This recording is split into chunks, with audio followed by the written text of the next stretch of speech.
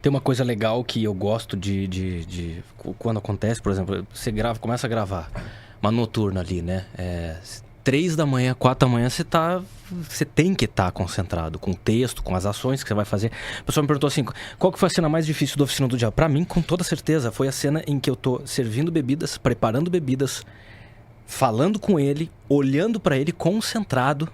E é tudo assim, Felipe, você vai servir, aí você vai colocar o gelo, aí você vai mexer, né?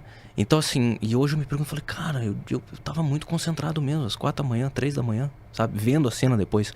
Então, exige muito. Mas, por exemplo, uma coisa que eu gosto assim, às vezes, 4 da manhã você tá com dor no ombro, mas você usa a favor. Isso que eu ia falar. Isso é uma coisa legal. O público não precisa saber. Sim, o cansaço, né? Mas assim, usar a via negativa, né? Que chama? Via negativa que chama, né? Ou não? Via negativa? Ou não? Eu posso estar confundindo. Quando você usa algo que pode te prejudicar... Não, você usa aquilo que pode te prejudicar, uma dor no ombro pode prejudicar? Não, você usa isso a favor. O seu cansaço, no geral, você joga como emoção. Isso. Tipo, joga como raiva, como frustração. Exatamente o que você falou. Geralmente, os caras, quando eles fazem esses treinamentos de leader training, os caras ficam 3 noites sem dormir. Eu já fiz, já. E aí, quando vai dando 3, 4 horas da manhã, você fala, cara, preciso dormir. E aí que os treinadores começam a falar, deixa a emoção vir, transcende, transborda. Aí tem gente que começa a dar risada, tem gente que começa a chorar. Então, eu acho que para vocês, nessa questão de estar concentrado, é mais difícil. Mas na questão de deixar a emoção vir e colocar essa energia para fora, tem um viés positivo. É porque eu acho que pode surgir um improviso daí. Mas eu sempre falo, na minha opinião, existem 2 improvisos. Aquele que é sem estudo, que você vai improvisar sem saber de nada, e é um improviso de uma qualidade ruim. E o improviso que você tá preparado, tá pronto, e você pode improvisar com propriedade, né? Sim. Aí eu acho legal isso aí, né? Por exemplo, o Heath Ledger, eu sempre cito, porque eu sou muito fã do Heath Ledger fazendo o Coringa. É muito improviso. A cena do controle, né? Que ele fica apertando o controle. Não, realmente deu pane, mas quando o controle funciona, ele toma um susto. E aquele susto, o diretor falou, cara, deixa, isso aí ficou ótimo. Então tem várias... O cinema tem isso também, né? Tem várias coisas que se... não, isso aí, improviso que você poderia cortar e são ótimos, né? Cenas incríveis. A lente que vai captar tudo, vai captar a alma, né? A lente é isso. A gente vai colocar uma cena do trem, que é justamente pelo menos uns 10, 15 segundos. Sim. Que aí a gente vai falar um pouquinho mais. Tá. Essa daí. Que a gente coloca sem som mesmo, só pro pessoal ver. Um pequeno spoiler. Cara, pra mim essa cena aí... essa cena é que o Pedro se vinga do Nathan, né? Não, que não apareceu, mas que ele dá o soco no... não, essa ainda não é do finalzinho, né? Essa é quase. Tá quase lá. Que aí tá em oração ali. Já vai ser, quer ver? É mais pra frente um pouco ainda. Que é a hora que o Pedro vai fazer a passagem. Lá. Nossa, que pancada. E aí? E esse soco pegou? Ele se vingou, né? Se vingou. E sabe, o mais louco... É que assim, claro que a gente combina o soco, né? Você vai fazer assim e tal. Só que quando rolou, cara, cara, assim, você não vai se matar ali no cenário. Não vai me dizer que eu te dei um soco de verdade. Não é isso, não é isso. Mas teve técnica, que mas isso? Na hora que aconteceu, eu falei, cara, rolou. Sabe por quê? Porque quando ele me derrubou, eu caí em cima dos bancos, cara. E falei, opa, sabe? É um milésimo de segundo. Eu falei, é isso aí. Rolou assim a queda, sabe? Foi algo bem orgânico mesmo. Porque eu caí por cima, não sei se tá aparecendo, mas eu caí por cima dos bancos, meio que me seguro no banco, sabe? Então...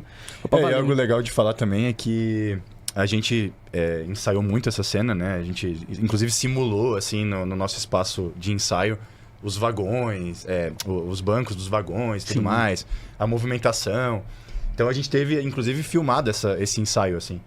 E depois de tudo feito... Foi quando eles viram a necessidade, assim, ou a sugestão de, seria muito satisfatório o Pedro dar um soco na cara do Nathan, assim. Porque não tava isso no roteiro. E foi justamente nos ensaios que foi visto que, acho que ia ficar legal, ia ser satisfatório, né? E aí eu concordei na hora, com certeza, né? Não, eu achei o máximo, porque ficaram... O Pedro foi pro mundo espiritual. Sim. O Nathan já tá no mundo espiritual ali, né? Que é tipo, quero levar sua alma. e começa ali buzinar o tempo todo no ouvido do Pedro. Pô, o cara ficou nervoso, cara. Aí foi bom dar um murrinho no diabo, foi satisfatório. Foi pra lavar a alma mesmo. Pra lavar a alma. Porque essa cena do trem, o Natan, ele constrói tudo isso na cabeça do Pedro e fala assim, bom, é a presa, então eu tenho que tratar a presa bem, né? Só que ele se ferra no final porque ele não espera. O Natan joga todas as fichas dele naquele momento. Só que aí tem a força da mãe que reza. Isso que eu ia falar. E isso é uma coisa legal, né, Sérgio? O Sérgio teve uma relação... Né? O Sérgio teve uma relação com a Elisângela. Eu fiquei amigo dela depois das filmagens. Nos falávamos quase assim, a cada 3 dias.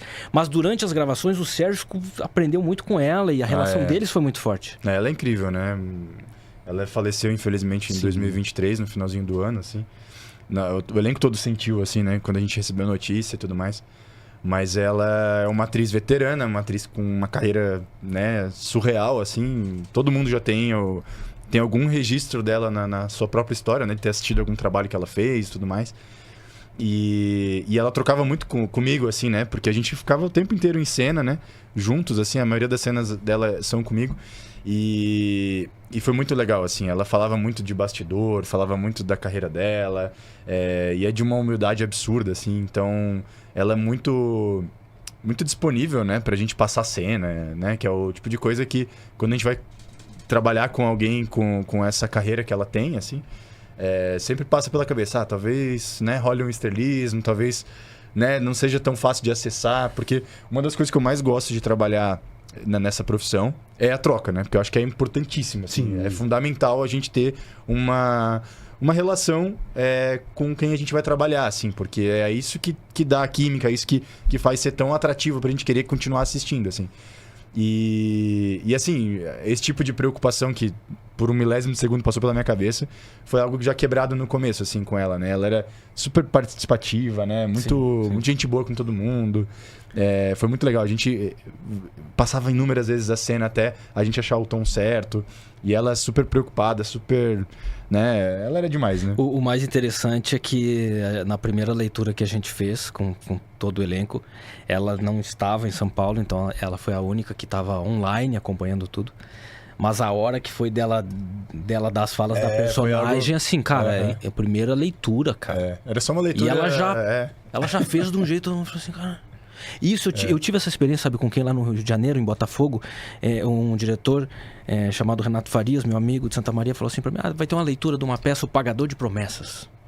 É um personagem pequeno, você quer ir? Eu falei, teatro, né? Eu falei, bora. Fui lá, imaginou, eu tinha uma fala desse tamaninho, assim, uma falinha de nada, e tava o Otton Bastos, cara. E ele fazia o padre.